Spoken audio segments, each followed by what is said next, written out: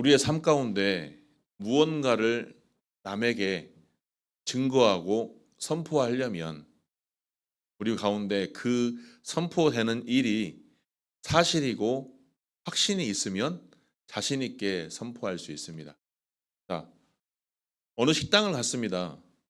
식당을 갔는데 이제까지 맛보지 못한 너무나 맛있는 음식의 맛을 보았더라면 누구에게 이 맛을 전하고 싶겠습니까? 내가 가장 사랑하고 좋아하는 사람에게 가서 그 식당에 같이 가서 밥을 먹으면 엄청나게 맛있으니 함께 가자. 아니면 꼭 그 식당에 가보라라고 정말 담대하게 말할 수가 있을 것입니다. 그런데 내가 경험하지 않는 사실, 말로만 들었던 사실을 전하려면 어떨까요? 아직 나에게도 확신이 없으니 말을 전함에 있어서 선포하며 증거함에 있어서 확신이 차게 말할 수가 없을 것입니다. 그런데 오늘 본문의 말씀은 예수님의 제자들이 이제 성령 강림 이후에 일어나서 하나님의 복음을 담대하게 전하는 사실을 말하고 있습니다. 특별히 베드로가 일어나 담대하게 복음을 선포하는 이야기입니다. 사실 베드로는 그동안 예수님께서 십자가에 달려 죽으시고 두려움에 떨려 숨어 지냈었습니다. 그런데 베드로가 이제 수천 명 앞에서 예수 그리스도의 복음을 담대하게 전할 수 있었던 그 이유는 무엇이었겠습니까?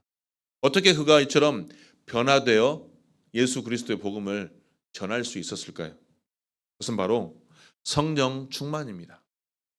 성령의 충만함이 베드로를 변화시켰고 예수님의 제자들을 변화시켜서 복음이 만천하에 선포될 수 있도록 담대하게 선포될 수 있도록 변화시켰던 것입니다.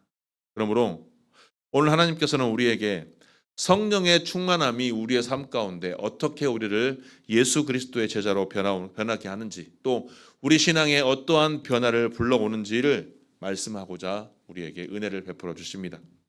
첫 번째, 성령 충만은 담대함의 원천입니다. 자, 베드로가 11사도와 일어나 소리 높여 말했다는 표현은 단순히 목소리를 크게 높였다는 소리가 아닙니다. 자, 복음 선포에 대한 담대함과 확신이 찬 소리이죠. 서론에서 제가 방금 맛있는 식당에서 내가 음식을 맛있게 먹고 나서 그것을 다른 사람에게 전했을 때 다른 사람이 그 집 나도 먹어봤는데 맛있는지 맛없는지 모르겠던데 라고 말하면 어떻습니까? 아니야, 그 집은 내가 먹어본 맛집 중에 정말 맛있는 맛집이야 라고 크게 말할 수 있지 않을까요? 왜? 확신이 차 있는 내 경험이기 때문입니다. 베드로는 이처럼 예수님을 3번이나 부인했지만 예수님을 담대하게 전할 수 있었던 것은 바로 그가 성령의 충만함을 입었기 때문입니다. 성령을 받은 후에 완전히 다른 사람으로 변해서 예루살렘 한복판에서 담대하게 복음을 외칠 수 있었던 것입니다. 자, 예루살렘 한복판에서 복음을 외쳤다는 사실은 어떠한 상황일까요? 죽음도 불사하고, 즉 예수 그리스도의 제자들을 유대 종교 지도자들은 잡으려고 혈안이 되어 있었는데도 불구하고 잡히면 죽을 수도 있지만 그 예루살렘 한복판에서 예수 그리스도의 복음을 담대하게 외칠 수 있었던 것입니다. 그러면서 베드로는 내 말에 귀를 기울이라, 예수 그리스도께서 말씀을 전하셨을 때의 상황과 똑같이 연상할 수 있는 것입니다. 이러한 것들은 바로 그가 성령의 충만함을 입었기 때문입니다. 또한 예수님의 제자들도 마태복음 10장 20절에서 말하는 이는 너희가 아니라 너희 속에 말씀하시는 자 곧 너희 아버지 성령이시라, 이 말씀에 확신을 입고 성령께서 말하게 하심을 순종함으로 따름으로 복음을 전할 수 있었던 것입니다. 그러면서 오늘 베드로는 요엘 선지자 요엘서 2장 28절에서 32절의 말씀을 인용하여서 지금 일어나는 일이 바로 하나님께서 약속하신 말세의 성령 강림 사건임을 표현하고 있는 것입니다. 즉 선포하고 있는 것입니다.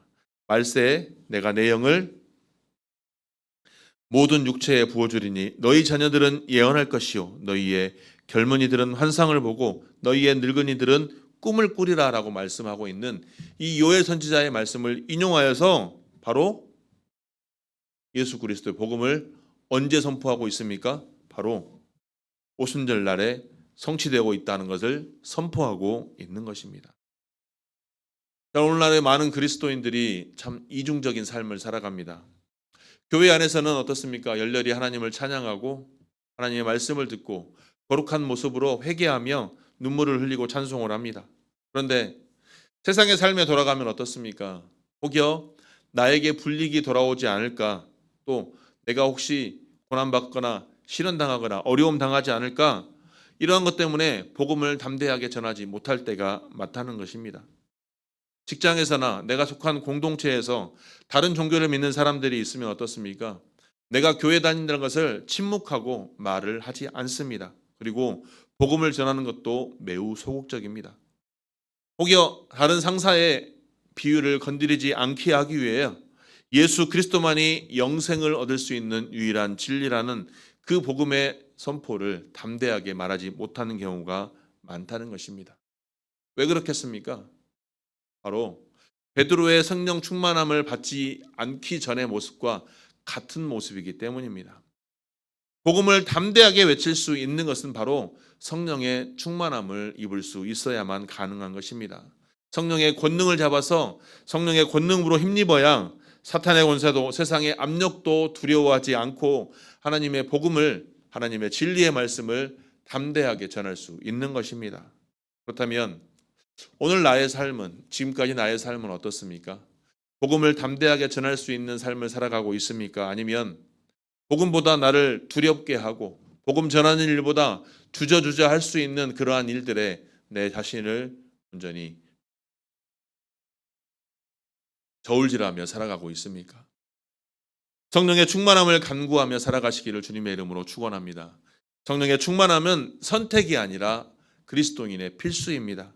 주님의 증인으로 살아가기 위해서는 반드시 성령의 충만함을 입어야 하는 것입니다. 그래서 사도행전 1장 8절 말씀에도 보면 너희가 오직 성령이 너희에게 임했을 때 뭐라고 하십니까? 임하시면 너희가 권능을 받고 성령의 충만함을 입어야 권능을 받고 예루살렘과 온 유대와 사마리아와 땅 끝까지 이르러 내 증인이 되리라라고 말씀하고 있는 것입니다.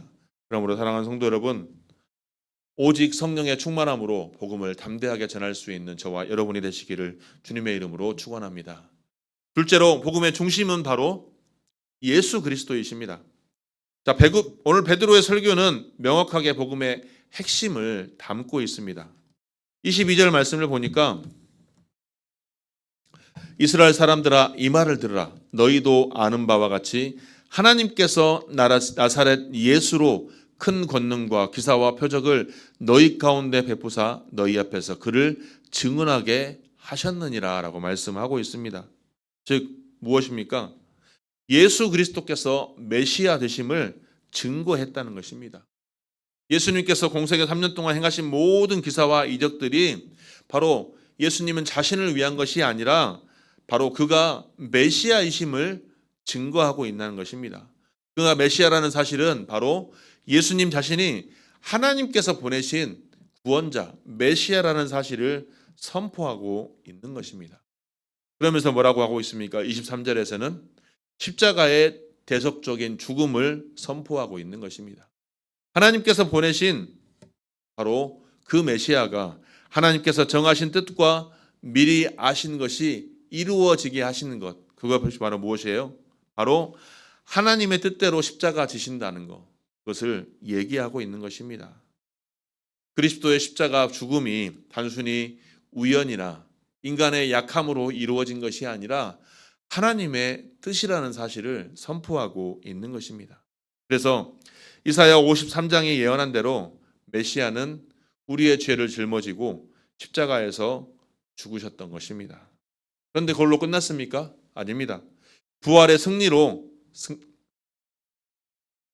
승리를 거머쥐었던 것입니다. 베드로는 시편 16편을 이용하여서 다윗이 메시아의 부활을 예언했던 것을 밝히고 있으면서 또 24절에서 하나님께서 그를 사망의 고통에서 풀어 살리셨다라고 선포하고 있습니다.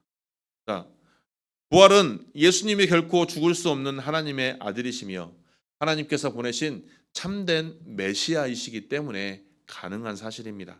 그리고 이러한 사실은 결코 사망 권세와 죽음이 예수님을 붙들 수 없고 하나님께서 그를 다시 살리셔서 영광 중에 보좌 우편에 앉히셨다는 사실을 선포하고 있는 것입니다. 이러한 선포를 할 수 있었던 베드로, 왜일까요? 바로 성령 강림이기 때문입니다. 성령이 충만했기 때문입니다. 그러면서 33절에서는 이 성령의 강림의 의미에 대해서 설명하고 있습니다. 33절에서 베드로는 하나님이 오른손으로 예수를 높이심에 그가 약속하신 성령을 아버지께 받아서 너희가 보고 듣는 이것을 부어주셨느니라 라고 선포하고 있으면서입니다. 즉 성령의 강림은 예수 그리스도의 승천과 함께 새 시대의 시작을 알리는 매우 귀한 사건임을 말하고 있는 것입니다. 우리 교회 안에서도 요즘 우리나라 교회 안에서도 이처럼 성령의 강림과 성령의 충만함이 넘쳐야 하건만 복음의 중심이 흐려지는 경우가 너무나도 많습니다. 인간적인 방법, 인간의 때문에 또 세상의 성공의 비결, 심리적인 위로만 강조할 뿐 정작 복음의 핵심인 예수 그리스도를 선포하는 일에 많이 소홀히 한다는 것입니다. 왜? 사람들의 마음을 얻고 사람들의 환심을 사고 그것이 바로 목회의 성공이라고 생각하고 있기 때문입니다. 그러다 보니 선포돼야 될 복음의 진리에 대해서는 선포되지 않고 오직 스타 목사만 키워나가는 현실이라는 것입니다. 그리스도가 없으면 복음은 결코 성립될 수 없습니다. 그리스도를 배제하면 우리의 믿음도 헛된 것이 되는 것입니다. 우리가 전하는 내용, 우리가 선포하는 그 복음은 단순한 도덕적인 교훈일 뿐인 것입니다. 복음은 성육신, 하나님이 사람이 되셨다는 사실입니다. 그리고 그 하나님이 사람이 되신 그분이 우리 죄를 위해 십자가에서 죽으셨습니다. 그리고 사흘 만에 다시 살아나셨으며 하늘에 오르시어 다시 오실 것을 약속하신 것이 바로 복음입니다. 이 네 가지가 빠지면 결코 복음이라 할 수 없는 것입니다. 그렇기 때문에 사랑하는 성도 여러분, 복음의 진리를 선포할 때 예수 그리스도와 십자가를 빼고 예수 그리스도의 십자가와 부활을 빼고 말할 수는 결코 없습니다. 내 삶에, 내 신앙생활에 가장 중요한 핵심이 무엇이겠습니까? 도덕적인 삶, 윤리적인 삶 아니면 그리스도의 삶입니까? 다른 사람에게 복음의 핵심을 명확하게 설명할 수 있는, 명확하게 전할 수 있는 저와 여러분이 되시기를 주님의 이름으로 축원합니다. 사도행전 4장 12절 말씀을 보면 다른 이로서는 구원을 받을 수 없나니 천하 사람 중에 구원을 받을 만한 다른 이름을 우리에게 주신 일이 없음이라라고 오직 예수 그리스도만이 우리의 유일한 구원이심을, 구원의 길임을 선포하고 있습니다. 그러므로 세상의 그 어떠한 것과도 타협하지 마시고 분명하게 복음의 핵심을 깨달고 그 복음의 진리를 선포할 수 있는 저와 여러분이 되시기를 주님의 이름으로 축원합니다. 셋째로 이와 같은 복음은 우리에게 회개와 변화를 요구하고 있습니다. 자, 베드로의 설교를 들은 많은 사람들은 무엇라고 표현을 하고 있습니까? 마음에 찔려라고 반응하고 있습니다. 즉 성령께서 그들의 마음에 역사하셨다는 의미입니다. 요한복음 16장에서 보면 예수님은 성령이 오시면 죄에 대하여, 의에 대하여, 심판에 대하여 세상을 책망하시리라라고 말씀한 것이 오늘 베드로의 설교에서 나타나고 있는 것입니다. 그래서 그들은 우리가 어찌할꼬라고 답하고 있는 것입니다. 즉 이것은 뭡니까? 영적인 각성 후에 나타나는 반응들인 것입니다. 즉 그들은 자신들이 예수 그리스도를 십자가에 못 박았다는 사실을 깨닫고 심각한 영적인 위기를 깨달았다는 것입니다. 그래서 이와 같은 사람들에게 베드로는 명확하게 답을 제시하고 있는 것입니다. 회개하여 각각 예수 그리스도의 이름으로 세례를 받고 죄 사함을 받으라. 그리하면 성령의 선물을 받으리니. 이 베드로의 답이 오늘 저와 여러분의 삶의 진리의 길이 되기를 축원합니다. 회개를 하고 세례를 받고 죄사함을 받는 것, 이것이 바로 구원의 길을 걸어갈 수 있는 마땅한 진리의 길임을 우리가 기억해야 하겠습니다. 사랑하는 성도 여러분, 오늘 베드로의 설교는 우리에게 예수 그리스도의 복음의 증거자의 삶을 확실하게 전하고 있습니다. 베드로는 우리의 삶 속에서 예수 그리스도가 누구이신지, 하나님이 누구이신지, 십자가와 부활이 왜 중요한지를 오늘 설교를 통해 확연하게 증거하고 있습니다. 그 설교를 통해서 오늘 우리가 변화되기를 소망합니다. 39절에서 베드로는 너희와 너희 자녀와 모든 먼 데사람 곧 우리 주 하나님이 얼마든지 부르시는 자들에게 복음이 선포되기를 원하고 있는 것입니다. 선포되어야 된다고 말하고 있는 것입니다. 그런데 그 선포되는 메시지가 오늘 41절 말씀에서 결과로 말씀하고 있습니다.